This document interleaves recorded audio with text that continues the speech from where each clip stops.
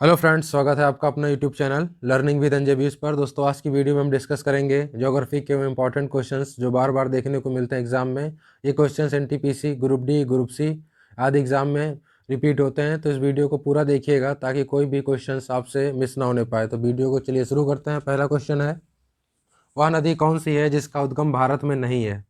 तो दोस्तों, इनमें से वह कौन सी नदी है जिसका उद्गम स्थल जो है वो भारत में नहीं है? तो वो है सतलज नदी। कौन सी? सतलज नदी। सतलज नदी क्या है, ये नदी के बारे में जानते हैं। इसका उद्गम स्थान जो है वो दक्षिण पश्चिम तिब्बत में समुद्र तल से करीब 4600 मीटर ऊंचाई पर मानसरोवर के निकट राक्षस ताल से है। तो कहाँ से इसका? मानसरोवर के निकट राक्षस ताल से। उत्तरी भारत में बहने वाली सादा नीरा नदी है। इस नदी की लंबाई पंजाब में बहने वाली पांचों नदियों में से सबसे अधिक है। और जानते हैं क्या है? हिमाचल के भाखड़ा में इस नदी पर भाखड़ा नागल बांध बनाया गया है। सतलज नदी पर बांध के पीछे एक विशाल गोविंद सागर जलाशय बनाया गया है। और व्यास नदी क्या है? व्यास नदी हरिके में व्यास नदी उद्गम स्थल इसका है हिमाचल प्रदेश के रोहतांग दर्रे से। इसका कहाँ से उद्गम है? हिमाचल प्रदेश के रोहतांग दर्रे से सतलज से मिलती है। यहाँ से यह दक्षिण पश्चिम की ओर मुड़कर भारत पाक की सीमा का निर्धारण करती है। कौन सी नदी? व्यास नदी। नेक्स्ट है चिनाब नदी। इसे चंद्र भागा नदी कहते हैं। चंद्र एवं भागा नदी के संगम से बनी है। इसका उद्गम स्थल है बारालाचा। कहाँ पे? हिमाचल प्रदेश। दूसरी है रावी नदी। ये कांगड़ा जिले रोहतांग दर्रे के समीप से इसका उद्गम स्थल है। तो ये सबका पता हो गया। नेक्स्ट है, प्रथम राष्ट्रीय मानव विकास रिपोर्ट जारी की गई। जो पहली राष्ट्रीय मानव विकास रिपोर्ट थी वो कब जारी की गई? वो जारी की गई सन 2002 में जारी की जाती है एसडीआर के द्वारा। एसडीआर का फुल फॉर्म क्या है? Human development report. कौन जारी करता है? योजना आयोग। नेक्स्ट है, भारत का कला भवन कहाँ स्थित है? तो कला भवन जो है वो बनारस में है। हिंदू विश्वविद्यालय के प्रांगण में स्थित है, एक संग्रहालय है। नेक्स्ट चलते हैं, कौन सा कृत्रिम बंदरगाह है? इनमें से जो कृत्रिम बंदरगाह है वो कौन सा है? तो कृत्रिम बंदरगाह वो है चेन्नई का। चेन्नई बंदरगाह तमिलनाडु के तट पर स्थित कृत्रिम बंदरगाह है। विशाखापट्टनम 1933 में विकसित एक प्राकृतिक बंदरगाह है। तो विशाखापट्टनम वाला जो है वो आपका प्राकृतिक है और चेन्नई का बंदरगाह जो है ये कृत्रिम है। मुंबई बंदरगाह भारत के पश्चिमी तट का सबसे बड़ा बंदरगाह है। इसे ब्रिटिश शासकों द्वारा सन 1667 में विकसित किया गया था, जो कि एक प्राकृतिक बंदरगाह है। तो पश्चिमी तट का सबसे बड़ा बंदरगाह कौन सा है? वो है मुंबई बंदरगाह। ये कब स्थापित किया गया था? ये 1672 में। नेक्स्ट है, भारत का सबसे दक्षिणी छोर कौन सा है? तो दोस्तों, भारत का मान लीजिए ये है, तो इसका सबसे दक्षिणी छोर क्या है? सबसे दक्षिणी छोर हमारा है वो है इंदिरा पॉइंट, यहाँ पे पड़ेगा दक्षिणी छोर पे। और उत्तरी छोर पे क्या पड़ता है? इंदिरा कॉल, ये पड़ेगा उत्तरी छोर पे। और जो किबिथु है, किबिथु हमारा पूरब का सबसे लास्ट का पॉइंट है, जो कि अरुणाचल प्रदेश में लगता है। और आपका बचा कौन सा? गुहार मोती, ये पड़ता है गुजरात के बॉर्डर पर लास्ट में। तो गुजरात जो है पश्चिम का है और ये पूरब का सबसे आखिरी छोर है इंडिया का।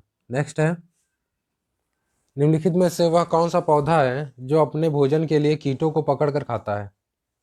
तो दोस्तों, कौन सा वो पौधा है जो अपने भोजन के लिए कीटों को पकड़ लेता है? वह है ऑप्शन नंबर सी, व्यूटिकुलेरिया। कौन सा है? व्यूट्रिकुलेरिया। यह पौधा जो है अपनी नाइट्रोजन की कमी को पूरा करने के लिए इन कीटों को खाता है। इसमें से और सभी हैं, जैसे नेफितीज है, डायोनिया है। ये सब क्या करते हैं? ये नाइट्रोजन की कमी को पूरा करने के लिए कीटों को पकड़ लेते हैं। नेक्स्ट है, केचुए का उत्सर्जी अंग कौन सा है? तो इसमें से केचुए का उत्सर्जी अंग है नेफेडिया। Option number B. केचुए का वैज्ञानिक नाम है फेरीमीमा पोस्थुमा। यह द्विलिंगी जंतु है जो मिट्टी के अंदर स्वतंत्र रूप से जीवन व्यतीत करता है। केचुआ भूमि को समृद्ध बनाता है। इसे किसानों का मित्र भी कहा जाता है। केचुआ, जोक, नेरिस के उत्सर्जी अंगों को नेफेडिया कहा जाता है। किस किस के? केचुआ, जोक और नेरिस। तो नेक्स्ट है, मिलान करना है इसमें आपको। तो सबसे पहले देखते हैं कौन किसके मिलान किया जाएगा। तो पहला है आपका चिल्का झील, ये सभी को पता है, ये उड़ीसा में होती है। तो बी का हो गया फर्स्ट। तो जो बी का फर्स्ट कौन कौन सा है, ए और सी, बाकी कौन कौन से हैं, बी और डी, इनको कैंसिल कर दो। फिर बचा सांभर झील, ये कहाँ पे, ये राजस्थान में है। तो डी का दूसरा, दोनों में देखो डी का दूसरा है, ठीक है। फिर क्या है, वुलर झील, वुलर झील कहाँ पड़ती है, ये पड़ती है कश्मीर में। तो सी का चौथा, सी का चौथा, तो ऑप्शन नंबर फर्स्ट। बची कौन सी, पुलिकट झील, ये कहाँ पे है, तमिलनाडु। नेक्स्ट क्वेश्चन पे चलते हैं। नेक्स्ट है, मरुद्वीप संबंधित है किससे, ग्लेशियर से, रेगिस्तान से, पर्वत से या द्वीप से। तो मरुद्वीप किससे संबंधित है, ये है रेगिस्तान से। चलिए जानते हैं क्या है ये। मरुभूमि के चारों ओर पानी तथा जंगल पाए जाते हैं। मरुभूमि का क्षेत्र काफ़ी बड़ा होता है जो जानवरों तथा इंसानों के लिए निकास स्थान प्रदान करता है। मरुभूमि रेगिस्तानों इलाकों में व्यापार और परिवहन मार्गों के लिए महत्वपूर्ण है। नेक्स्ट चलते हैं, भारत ने पृथ्वी के धरातल का कितना प्रतिशत घेरा है। तो दोस्तों भारत ने जो पृथ्वी का धरातल है 29% है, उस पर कितना भाग घेरा हुआ है उसने, तो उसने घेरा है 2.4%, भारत ने घेरा है। और संपूर्ण पृथ्वी पर जल कितना है, ये 70% के आसपास है, बाकी क्या है 30% हमारा धरातल है। चलिए नेक्स्ट क्वेश्चन देखते हैं, अशोक के आक्रमण के दौरान कलिंग की राजधानी कौन सी थी। तो कौन सी थी, वो थी तोशाली। नेक्स्ट क्वेश्चन पे चलते हैं, निम्नलिखित में से कौन सा देश का संसार में धान उत्पादन में दूसरा स्थान है। तो वर्ल्ड में धान उत्पादन में दूसरा स्थान किसका है, वो है अपने देश भारत का। पहला किसका है, वो है चीन का। रिपोर्ट कौन जारी करता है, वो करता है FAO के अनुसार भारत संसार में धान उत्पादन में दूसरा स्थान है, चीन का प्रथम स्थान है और इंडोनेशिया का तीसरा। नेक्स्ट क्वेश्चन पे चलते हैं। नेक्स्ट क्वेश्चन है, राष्ट्रीय आय को प्रायः कहा जाता है। राष्ट्रीय आय को क्या कहते हैं, हम उसको कहते हैं NNP factory cost, option number D. Bharat की आय, राष्ट्रीय आय और प्रति व्यक्ति आय की गणना प्रथम प्रयास दादा भाई नेरोजी ने वर्ष 1867 से 68 में किया था। किसने किया था, दादा भाई नेरोजी ने किया था। फिर क्या है, नेरोजी के आकलन के अनुसार वर्ष 1868 में प्रति व्यक्ति आय 20 रुपये थी। राष्ट्रीय आय का तात्पर्य अर्थव्यवस्था द्वारा पूरे वर्ष के दौरान उत्पादित अंतिम वस्तुओं सेवाओं के शुद्ध मूल्य के योग के बराबर होता है। इसमें विदेशियों से अर्जित आय तथा शुद्ध आय भी शामिल की जाती है। नेक्स्ट क्वेश्चन देखते हैं, भू कृषि रिकॉर्ड कौन सा है। तो दोस्तों भू कृषि रिकॉर्ड है गिरदावरी। यह एक प्रकार का फसल सर्वे है जो साल में 2 बार होता है। और खतौनी क्या होती है, खतौनी होती है किसान के पास कुल कितनी भूमि, इसका इंतराज खतौनी में होता है। ठीक, गिरदावरी में क्या होता है, गिरदावरी में यह एक प्रकार का फसल सर्वे होता है जो साल में 2 बार होता है। ठीक है, खतौनी में क्या करते हैं, किसान के पास कुल कितनी भूमि है वो खतौनी से पता चलती है। जमाबंदी, जमाबंदी क्या है, किसान की समस्त कृषि भूमि का विवरण, क्या होगा, किसान की समस्त भूमि का विवरण, ये जमाबंदी में होगा।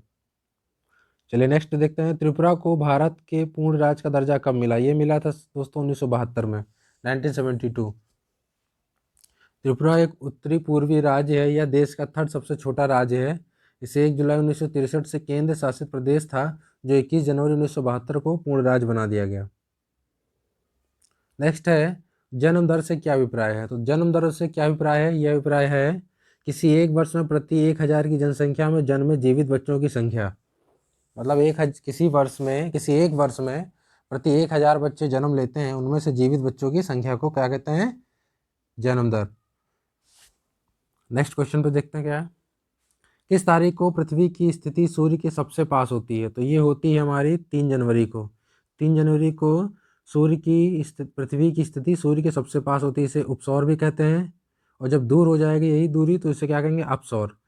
तो पास होता है ये 3 जनवरी को और दूर कब होता है, 4 जुलाई को। और नेक्स्ट क्या है, 21 जून को सूर्य कर्क रेखा के लंबवत चमकता है। 21 जून को सूर्य कर्क रेखा के लंबवत चमकता है, जिस वजह से गर्मी पड़ती है नॉर्थ पोल पे, और 22 दिसंबर को साउथ पोल पे पड़ती है गर्मी सबसे ज़्यादा।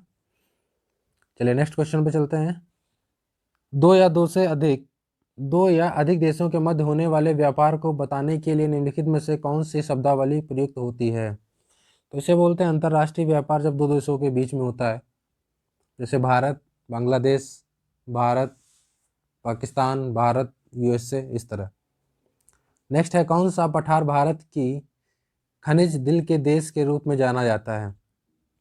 ये जाना जाता है छोटा नागपुर का पठार। छोटा नागपुर का पठार जो है भारत के खनिज दिल के देश के रूप में जाना जाता है। छोटा नागपुर पठार अभ्रक, बक्साइट, तांबा, चूना पत्थर, लोहा, अयस्क और कोयला जैसे खनिज का भंडार है।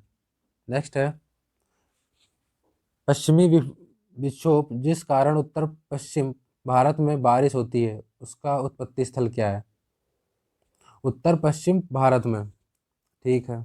ये मान लीजिए नॉर्थ, ये साउथ, ये ईस्ट, ये वेस्ट। क्या बोल रहा है? उत्तर पश्चिम। उत्तर ये हो गया, उत्तर पश्चिम इस जगह बोल रहा है। उसका कारण क्या होता है? भूमध्य सागर, ऑप्शन नंबर सी।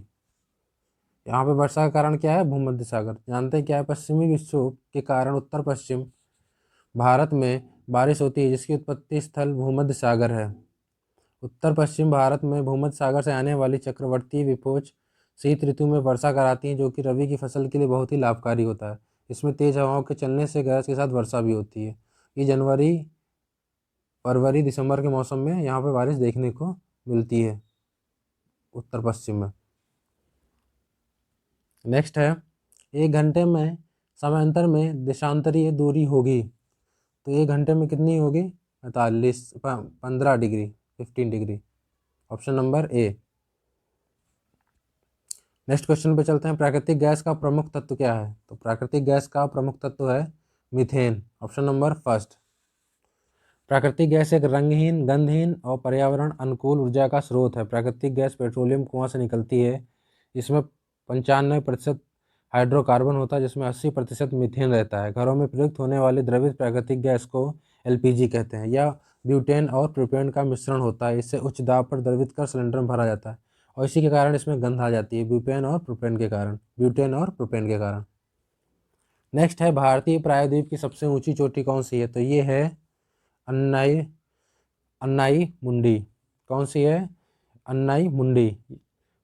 भारतीय प्रायद्वीप की सबसे ऊंची चोटी अन्नाई मुंडी है, जिसकी ऊंचाई 2696 मीटर है। यह अन्नामलाई की पहाड़ी पर स्थित है। अन्नामलाई की पहाड़ी कहाँ पे है?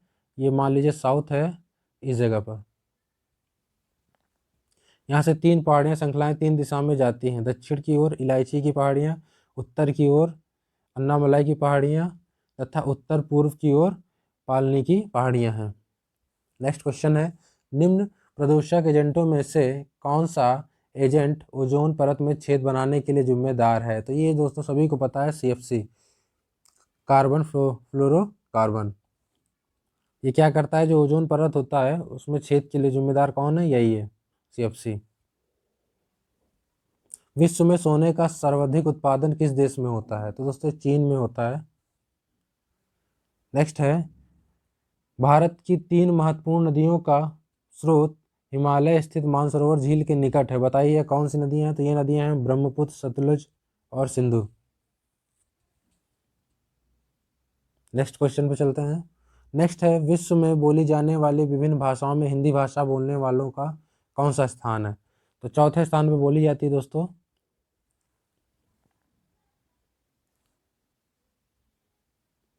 नेक्स्ट चलते हैं। बस ये क्वेश्चन इंपॉर्टेंट थे जो कि इस वीडियो में दिखाए गए हैं। तो आपको वीडियो कैसा लगा है? अगर वीडियो अच्छा लगा हो तो वीडियो को लाइक करना ना भूलें और ज़्यादा से ज़्यादा वीडियो को शेयर करें और सब्सक्राइब करें हमारे चैनल को। धन्यवाद।